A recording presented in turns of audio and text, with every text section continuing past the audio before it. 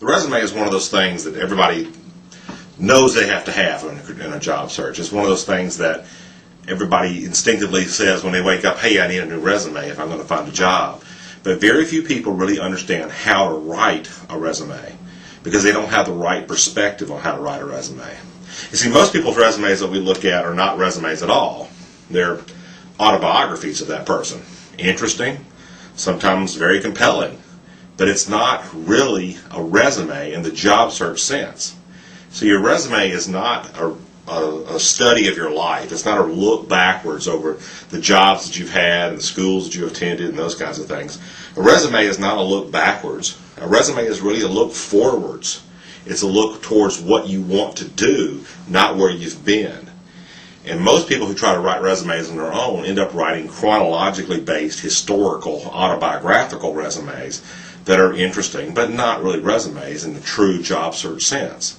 So what we're going to do is we're going to talk about resume writing from a perspective, a job search perspective, not an autobiographical perspective. And we're going to take on the approach that the resume is, well, the whole job search in general, is a marketing and sales campaign. And you have to address it or look at it as a marketing and sales campaign from the beginning to the end. And the resume is a marketing piece. It's a commercial. It's designed to help sell a product.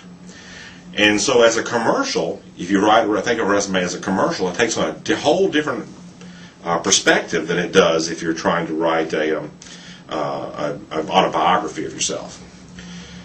So what you're going to be doing is you're going to think about this job search in terms of a marketing perspective, and you're going to take on the role of a marketer. You have to think like a marketer thinks, and probably many of you have never taken a marketing class. I haven't either. But if we want to think about this as a marketer would think about it, we want to present the product in a light that makes it interesting and compelling to a consumer. And so the first step in this process is to identify your consumer. Who is your market? Who are the people that are most likely to want to buy or purchase this particular product? If you're in engineering, chances are it's going to be engineering employers. If you're in nursing, it's going to be nursing employers. Some of those things are pretty easy to see. So what we call the technical vocational majors, your job title and your degree title end up being very similar, if not the same thing. But most of us have liberal arts degrees.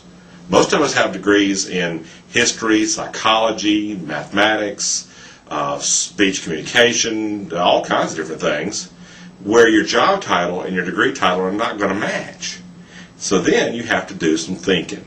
And it starts off with good, solid goal and career development. So if you don't know what you want to do yet, if you haven't defined your career goals and what you want, you really can't write a resume yet. You're not ready for that step.